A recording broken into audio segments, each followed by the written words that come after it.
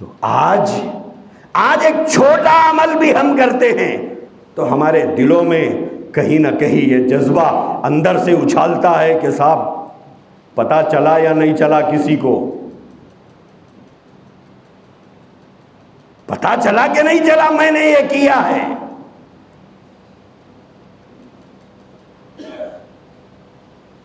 میرے بھائیوں، اعمال کو ریاکاری سے بچانا، اگر آسمان سے مددیں اترنا ہو تو نتائج اگر اپنے آنکھوں سے دیکھنا ہے تو اپنے اعمال کو ریاکاری سے بچاؤ، دکھاوے سے بچاؤ، خالص اللہ کے لیے،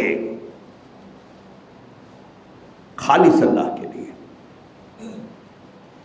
اسی لیے حضور نے کیا فرمایا؟ ایسا دو، سیدھے ہاتھ سے دو، بائیں ہاتھ کو پتہ نہ چلے۔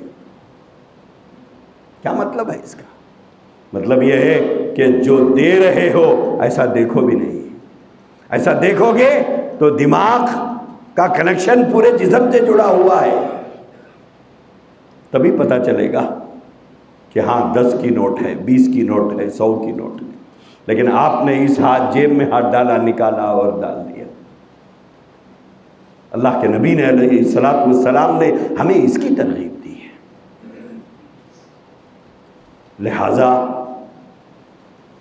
عمل کے سلسلے میں بھی، راہ خدا میں خیرات کی جانے والی چیزوں کے بارے میں بھی ہمیں یہ 2 باتیں یاد رکھنا ہے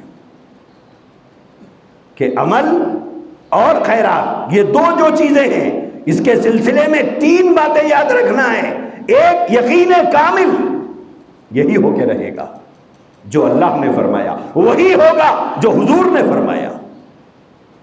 دوسرا، بندوں کو بتا کے کیا کروں؟ مالدار دیا تو لوگاں بولتے کیا کم ہوا، نہیں دے کے کیا کرتا، خبر میں لے جاتا کیا، یہ بولے گیا، اور کیا بولتے ہیں؟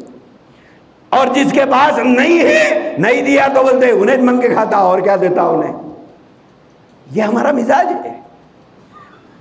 دینے والے کو اس طرح تانا دیا اور نہ دینے والے کی اس طرح توہین کی۔ اب ہم انہی کو بتانے میں لگے ہوئے، دیکھو میں دے رہا ہوں، دیکھو میں دے رہا ہوں، دیکھو میں دے رہا ہوں۔ نہ خدا ہی ملا، نہ وصال صنم، نہ ادھر کے رہے نہ ادھر کے رہے، نہ خدا خوش ہوا نہ بندے راضی ہوئے۔ کیا کریں گے ہم بتا کے؟ اس لیے میرے بھائیوں، اپنے عمل کو اور اپنی صدقہ خیرات کو لوگوں کی نگاہوں سے بچاؤ۔ صحابہ کرام رضوان اللہ تعالی علیہ مجمعین کیسے کیسے کام کرتے تھے۔ ایک واقعہ شاید 2-4 منٹ ادھر ادھر ہوں گے۔ حضرت زین العابدین رحمۃ اللہ علیہ کا انتقال ہوا، خانوادہ نبوت کے شہزادے، انتقال ہوا۔ جب نہلانے کے لیے لٹائے گئے تو دیکھا کہ یہ حصوں پہ گٹھے پڑے ہوئے ہیں، کالے کالے نشان ہیں۔ سب کو تعجب کہ یہ نشان کیسے ہیں؟ یہ تو ان لوگوں کے کندھوں پر، ہاتھوں پر ہوتے ہیں جو بھاری بھاری وزنی چیزیں اٹھاتے ہیں، محنت کرتے ہیں۔ یہ تو امت کا شہزادہ ہے، خاندان نبوت کا شہزادہ ہے، ان کے کندھوں پر یہ گٹھے کیسے؟ معلوم کیا تو گھر والوں نے کہا کہ نہیں پتا۔ خیر تجہیز و تکفین ہو گئی، کچھ دن گزرے، کوئی بیوہ زین العابدین کو تلاش کرتے ہوئے آ رہی ہے، کچھ دن کے بعد کوئی یتیم انہیں تلاش کرتے ہوئے آ رہا ہے، کوئی معذور انہیں تلاش کرتے ہوئے آ رہا ہے، کوئی بوڑھا اور لاچار انہیں تلاش کرتے ہوئے آ رہا ہے۔ ہر آنے والے سے لوگ پوچھ رہے ہیں تمہیں زین العابدین سے کیا لینا دینا؟ کہا کہ وہ ہمارے گھر کا پانی بھرتے تھے۔ کوئی آگے کہہ رہا ہے وہ ہمارے گھر سامان پہنچاتے تھے۔ کوئی یتیم آ کے کہہ رہا ہے میرے کھانے پینے کا انتظام وہ کرتے تھے۔